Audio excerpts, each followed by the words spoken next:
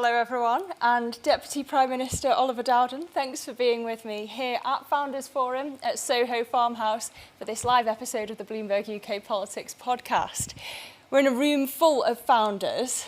What's your elevator pitch for UK PLC? Well, my elevator pitch is that the UK has been and remains and will be even more so the best place in Europe and one of the very best places in the world for tech. We have an unashamedly pro-tech government, and we are determined to make sure that we preserve our place at the front of the pack to be a place where people want to come and invest and innovate and reap all the benefits that tech brings to our country and to the rest of the world. This is the place to be. And we do have major success stories like ARM, but some of them are choosing to list like ARM in New York. So talk me through the conversations that are happening in government. How do you think about growing businesses, keeping businesses and growing the economy? Well, I actually go back to when I first started in government, not as a Member of Parliament, but when I was an advisor to then David Cameron, who was the Prime Minister, and I was his Deputy Chief of Staff. And we had a real push from 2010 onwards to really position the UK as a global tech hub. George Osborne as Chancellor was heavily engaged, people like Rowan Silver, Steve Hilton and others. We really wanted to send a signal that the UK was open for business. This was a place to invest in the United Kingdom. And we've reaped the benefits of that, and indeed I saw the benefits when I was Digital Secretary, and we worked to make sure that the UK was an incredibly successful place for tech, and that all the stats still bear that out. We have more unicorns, I think, than France, Germany and Sweden combined. We're one of only $3 trillion tech economies alongside China and the US. But what has happened during that period of time is that others have seen our success and they've copied what we've done and are starting to snap at our heels. And I think what we have to do now, and what I know that the Prime Minister and the Chancellor are committed to doing, is making sure that we take another big step forward and maintain ourselves ahead of the pack. And frankly, it's just like any business. You go through a period of innovation and investment, you reap those rewards, but you've got to be looking all around to see that because your competitors are going to be doing the same thing. We've got to take that next step forward. And the reason why I have confidence in our ability to do this is, first of all, we have in the Prime Minister somebody who's the real deal. He genuinely, I think he has been described as a tech bro. I think it was meant as an insult, but I actually take it as a compliment. Somebody who gets how tech works, who gets what's required, who has himself been an investor. You've got someone in the Chancellor, and indeed in me as Deputy Prime Minister, who've been heavily involved in the tech sector through our ministerial portfolios. This is my third time at Founders Forum, and I've met countless tech entrepreneurs over the years. I get it, the Prime Minister gets it, the Chancellor gets it, that we need to do more to make sure that we stay ahead of the pack. And I hope that people are seeing, for example, in relation to what we're doing in relation to AI and other areas, we're starting to demonstrate that in action. Is part of the problem that the regulators seem to be more on the side of the consumer than the tech bros? Well, look, we have independent regulators in this country, and it wouldn't be appropriate for me as a minister to start giving a running commentary on decisions that are made by our independent regulators. But I would just observe a couple of things. So one is that I do think it's important in making the UK an attractive destination that we have clearly independent regulators and rule of law, and I wouldn't want to do anything to undermine that. At the same time, I think ministers have a role in setting the strategic direction for regulators, and I think it's important that we take that duty seriously, and I'm certainly listening to those concerns as is the Chancellor and others, and I think that's the appropriate way to proceed. But I still think that the UK is an incredibly attractive destination to make those investments. And I see, for example, I'll just give you an example. I was at the London Stock Exchange on Monday, and we had an event for Indo-Pacific investors, and we had a huge number of companies, I think it was about 600, who came here. I met with many of them. And actually, when they come to the UK and they actually see what the environment is like, they're massively attracted to it. So we need to do the work to convince people that this is an attractive place to invest. And it still is, actually. If you look at the numbers, our investment massively exceeds places like France, Germany, and elsewhere. But actually, France has overtaken the UK as Europe's top destination for FDI. Jan du Plessis told Bloomberg that part of the problem is executive pay, that we have a cultural issue with high executive pay. Do we? No, I wouldn't accept that characterisation. Of course, there are different cultural attitudes in different countries, and you can see slightly different attitudes in the US and elsewhere. But I think what we have sought to do is, first of all, we maintain a very low tax environment still. We still have the lowest corporation tax in the... But you have hiked it from 19% to 25%. Yes, but we still have the lowest corporation tax in the G7. And alongside that, we have very, very strong investment incentives. So, for example, when Rishi Sunak was Chancellor of the Exchequer and Jeremy Hunt has carried this forward, we've had full expenses deductibility. That is an incredibly generous investment incentive. Now, but it's only for 3 years. Would you consider making it permanent? Well, look, I'm going to say the old chestnut, which is true, which is that spending decisions and tax decisions are a matter for the Chancellor. But what I would also say is the reason why I'm here and I'm spending a lot of time talking to tech entrepreneurs, the reason why the Prime Minister is doing the same thing. He hosted an event at Downing Street. In fact, hosted 3 or 4 events at Downing Street, but a major dinner on Monday night, which I was also at, is we want to hear from tech entrepreneurs. We want to hear from the founders that you have at events like this, because we're clear about the direction we want to take the United Kingdom in. We need to have that further step forward to make sure that we continue to be ahead of the pack. And we're very much open to hearing what we can do to make sure we stay in that position ahead of the pack. And that goes across the entire panoply of things that we can do. And I know that the Chancellor is very much listening to representations about how we can continue to make the UK an incredibly attractive place to invest. One of the problems in Britain seems to be that we can't turn many billion-pound companies into £10 billion companies or £100 billion companies. Bloomberg's on the hunt for startups to watch. Which startup are you watching? I think much as I would be tempted to say the name of startups, I fear on 2 fronts. One, it could be the kiss of death for that startup with a cabinet minister endorsing them. But I think the policy issue you raise is an important and correct one. And how I kind of see the environment is this, which is that a few years ago, there was a lot of talk about startups and were we providing sufficient investment for startups? Could people get startup capital? I think we're in a much better position on that than we were pretty much by common consensus. Then the debate moved to scale up, and I think I increasingly see particularly in the London investment ecosystem, there's more and more firms opening up who are able to match scale-ups with that kind of capital. What we haven't done in the UK, and by the way, it's not happened in pretty much any other country, many European countries have exactly the same thing, is we haven't got the tech sort of super giants, as it were, the Googles and Facebooks of this world. But essentially, it's really the US is the only ecosystem that has managed to do that. I'm actually quite optimistic that I think that if you look at this, first of all, the scale and pace of adoption of tech in the UK and the number of unicorns that we have, I think it's 163 on the latest count.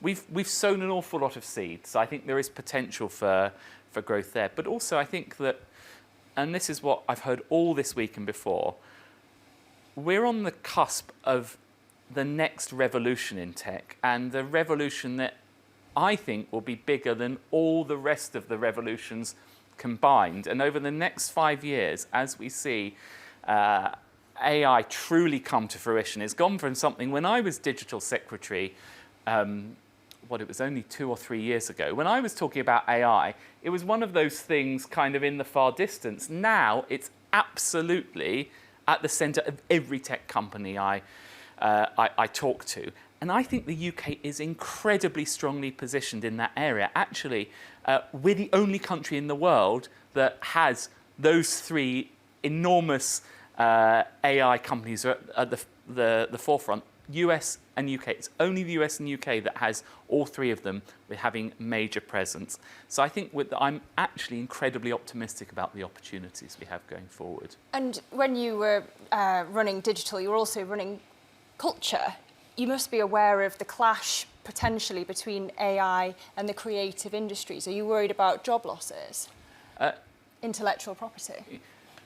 No, I'm fundamentally not. Look, I know with any new technology there's transition and there's dislocation that happens with that transition. It has been the case with every innovation. Of course, that will be the case with AI.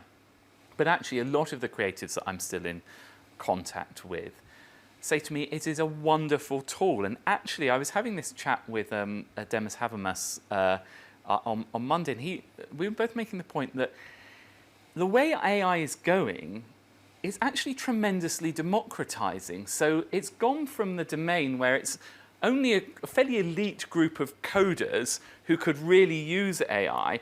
The way it's evolving now, most people will be able to access AI in a pretty accessible form because of the kind of interfaces that are being put on it.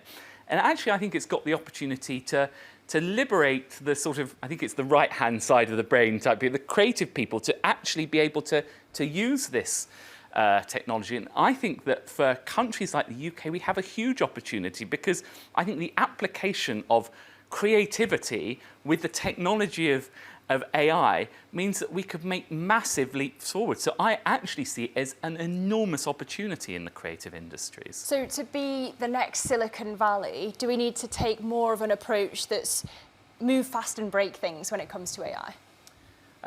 I certainly think we have to move fast, and that's what we're doing. So just two examples of that. First of all, our investment in quantum, but also what the Prime Minister was doing in Washington, I think last week or the week before. I overwhelmingly see the opportunities in AI, but also I think in order for people to be confident in the opportunities it presents, that we also need to give reassurance about some of the very sort of exceptional chances of some of the things that could go wrong. And that's why I think it's important that we give reassurance that as democratic nations we're addressing it, which is why I'm very excited about what the Prime Minister's agreed with President Biden. Again, an indication of how the UK is at the centre of this. We will have the world's first AI summit bringing people together to address this in December this year. And I think that's the opportunity for us, that we have minimal, sensible, proportionate regulation, and then we just really support innovation in this space and have that freedom. And we've got the fundamentals in place for us to be able to do that. So when you have people like Sam Altman warning that AI could wipe out the human race, is that just hype for headlines? No, I don't think it's fair to say that it's hype for headlines. I think what it is for those companies, it is actually those companies saying to us, look, government has a role to play. And we want to make sure that as we innovate and bring these huge benefits to society, and I keep coming back to the benefits, it's really important we focus on the benefits as well as the risks. And for me, the benefits massively outweigh the risks. If you just take, for example, I have responsibility in some sense for public service provision across the board as Deputy Prime Minister.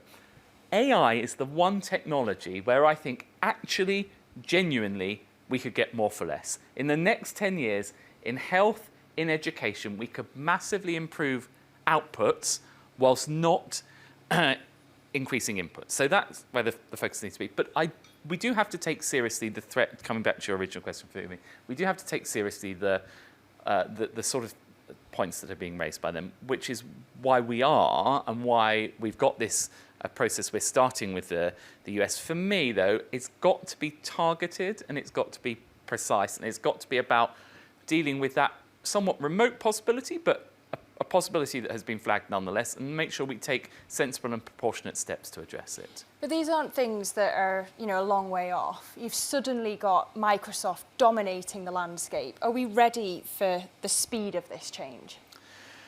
Well, I certainly think that the speed of the change is going to be much faster than any other period of technological adoption. And I think most people, even those who have a deep amount of experience in AI, have been quite taken aback by the speed at which this technology is evolving. And I think people need to be prepared for that. And for me, certainly, anyone who's interacted with, say, ChatGPT, and there's many flaws with ChatGPT, but it is something, for me, was kind of a trigger moment for lots of people realizing actually AI's gone from this thing that could be far in the future to, right, it's here now, and we can kind of see where it's going to go in the next few years. I think overwhelmingly we need to be saying, right, what are the opportunities that come with that, with public services, or indeed all the tech business I've been speaking to this week, all telling me about opportunities they see with AI, whilst at the same time, for those remote risks, making sure that we have some reassurance on it. And that's the kind of approach that the government is taking. I wonder if you ever muse about a world in which AI ran the civil service. I'm sure civil servants may muse about a world in which AI runs the politicians. But I think actually, in all seriousness, from both sides, it has the opportunity to be a tremendous tool. What it can do is, and I see this with the vast amounts of information we have to sift and understand as politicians, and our civil servants have to enable us to make decisions. If you can use tools to rapidly assimilate that and draw the most important information out of it, it's always then going to, and certainly for the foreseeable future, going to need a layering of highly capable civil servants who then think about how that fits together in terms of where the government's going, and for politicians to be able to make the appropriate decisions off the back of it. Again, that is an example where you can drive enormous efficiencies. If you think about the efficiency that was driven by a photocopy or a PC, times that by thousands, probably millions, in terms of the efficiencies that can be driven by the analytical skills of AI, and I think this is a crucial thing, that the accessibility of it as well. You don't have to sit down and kind of work out some wonderful program about how you deal with this specific area of government. You've got these kind of foundational technologies that have easy application across the board. We were joking about the culture in Westminster, but it's obviously not a laughing matter. It's a serious matter today. While we're here talking about tech, there has been this morning's report on Boris Johnson. What's your reaction? Well, look, this report was commissioned by the House of Commons. It's been produced by the House of Commons, and it's a matter for the House of Commons. It's not a matter for the government. I've actually been, I was out campaigning in one of our seats this morning, and I've come here to this Founders Forum and have been meeting with tech entrepreneurs. I haven't had a chance to read the report properly. I will do so, but ultimately, it's always been the case that it's up to Parliament and to individual MPs to make their decisions off the back of it. Does all the kind of scandal and the mischief kind of frustrate you and leave you with less time to engage with business than you'd like? No, it doesn't for me. And I think the job of senior politicians, indeed ministers across the board, is to make sure they retain their focus. And I certainly retain my focus on delivering for the people that elect us, serving the country and addressing the challenges that we face. And I can assure you that I've spent a lot more time over the past week discussing and engaging with people about the opportunities and challenges of AI than I have with any of the other things you've been talking about going on in Westminster. But, I mean, business hates this political uncertainty. What's your message to Boris Johnson? I don't have a message for Boris Johnson or for anyone else in that respect. But the message that I have for business is that three things. First of all, I can assure you that the government remains absolutely focused on the job at hand. Secondly, that we have worked to bring back that stability to the UK economy, which people rely on, and thirdly, you have in the Prime Minister, in the Chancellor, indeed in me as Deputy Prime Minister, people that want to ensure that stability, who get tech, who get the opportunities, and are determined we seize them to drive the prosperity of the the nation, indeed the world in the years to come. We're halfway through the year, thinking about the 5 priorities. Inflation's sticky, growth's anemic, it doesn't seem to be going very well. Is the new target to just reduce inflation rather than halve it by the end of the year? Well, I'd actually turn it on its head and say to you, inflation is falling, growth forecasts keep being revised upwards, and of course we stick by the target that we set for inflation when we announce those 5 priorities. But what it does require is discipline from the government, and that's why, for example, in relation to some of the difficult decisions we have to take in respect of public sector pay, we need to make sure that we steady the course, because the one thing that is going to make everyone poorer is if we allow inflation to get out of control. And we are absolutely determined to bring inflation back down. That's core to the stability of the United Kingdom, and it's core to making sure that we have the prosperity going forward.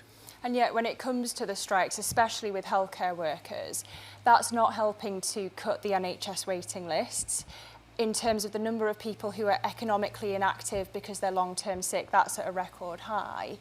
Is there any sense, the longer these strikes go on, that it's actually maybe worth settling, coming to more of an agreement?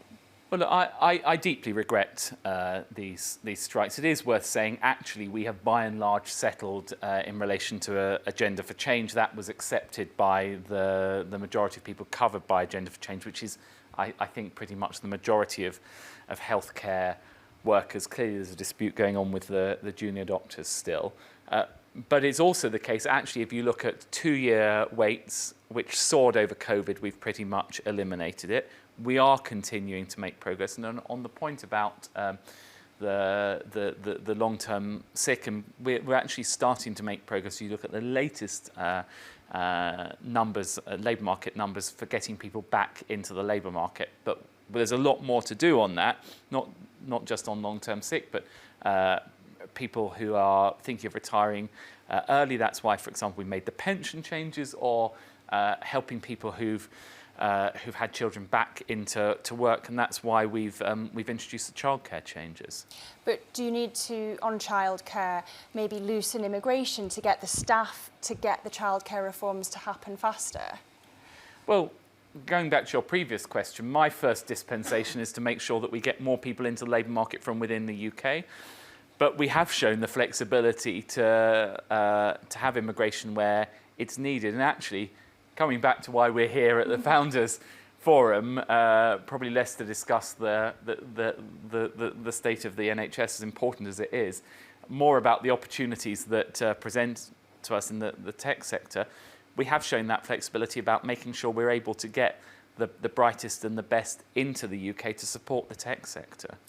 And so to that agenda, in terms of an industrial strategy, we were speaking to Rt Hon, the M&S chair. He said it's 2 words that the Prime Minister doesn't seem to want to utter. In terms of how much you've put into semiconductors, do you worry that we just don't have enough money to put in enough to match the US and the EU's response to the Inflation Reduction Act? Well, I was actually discussing this with Rt Hon myself last week.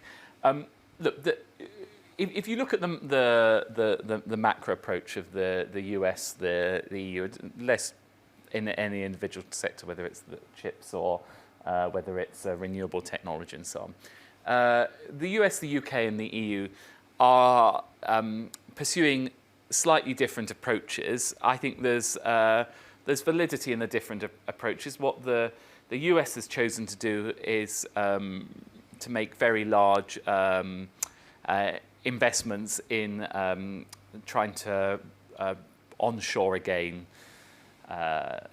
tech. What we have done more in the UK, and I think equally works very well, is that actually, if you take, say, renewables, we have the kind of regulatory environment which probably isn't possible to deliver in the US, where investors in that sector know that we have very stringent carbon reduction targets, that actually we have a regulatory system that rewards renewables. So people know that if they invest in renewables in the UK, there's a kind of regulatory environment that underpins and supports that. And that's the kind of approach that we've taken with renewables. If you take in relation to AI. I talked about some of the measures we're taking there to build on our position of having such strengths, particularly, for example, through our university sector. We've got 4 of the top 10 universities in the world. So I think we're all kind of trying to do the same thing. For me, if you look underpinning all of that, it's important that across the UK, the US, the EU, and other G7 countries, that we have that kind of commonality, so that we can, within our own totality of ecosystems, underpin a thriving tech sector, particularly at the cutting edge, so that our economies remain at the front of the pack. It's not just a challenge for the UK, it's a challenge for the US and elsewhere. So I don't see it kind of one model over the other. I think we have different approaches suitable to our economies. Is there a risk if we focus too much on what we do well, say R&D, that we're too reliant on our friends and allies around the world when those relationships maybe could go sour one day? Well, of course, we have to make sure that we maintain some core technological competencies, particularly from a national security perspective in the UK. And that's why, for example, we passed the National Security and Investment Act. I'm the decision maker under the National Security and Investment Act. The approach I take to that, though, is what we call a small yard, high fence. So I want to reassure most entrepreneurs and investors that the government has no interest, and I have no interest in getting involved or interfering in their commercial transactions for the benefit of the economy as a whole. But if there's a particular part of technology that is really crucial to our national security interests, and we have concerns about where it may end up given the transaction, we will take action to do so, to address that. And that's the way we're addressing some of the challenges you talk about there. So we've talked about the economics, we've talked about AI, we've talked about the politics. Do you really honestly think that you can win the next election? Yes. We're 18 months out. When are we going to get more detail on the policy? It seems a little bit to be like both parties are afraid that the other one's going to steal their clothes in the next 18 months. Well, look, for me, there's kind of 3 or 4 phases, right? So the first was when we came in to restore that economic stability, and the measures that the Chancellor and others took have succeeded in doing that. We then set out for this year the core priorities reflecting the concerns of the British people, those 4 core priorities, and we're working through those. Of course, as we go through this year and into next, we will be setting out more of the future direction. But we're not kind of, one is not preventing the other. And I think what you saw with what the Prime Minister has said on AI this week, and many of the strategies coming forward, in my own area, we've got a very innovative piece of work on biological security and also the opportunities that come with the biotech industry. Government is working away on all of those as we speak. And crucially, at the heart of this engine, you've got a Prime Minister in Rishi Sunak who gets both the detail, and I've never known a Prime Minister that quite gets into the detail like he does, but also somebody that gets the vision about where we need to go as a modern economy. And I take tremendous faith from that. Finally, we're at Founders Forum, so I can't not ask you, what's the one app you couldn't live without? And you can't say WhatsApp. Well, we do use WhatsApp a lot. Do you know what? I know. I will say it's a totally random one, which is it's not a very sophisticated app, but I love hiking. Okay. And you no longer have to carry tons and tons of maps. You just get your little OS app and you just press this button. It doesn't require Wi-Fi or anything else like that ultimately. You don't get lost anymore because it tracks where you are, and you just have it on your phones. You don't carry, it's one thing less in your rucksack. Maybe you could do some hiking here in Oxfordshire. All right, Deputy Prime Minister Oliver Dowden, great to have you on the Bloomberg UK Politics podcast and at Soho Farmhouse for Founders Forum. Thank you. Pleasure.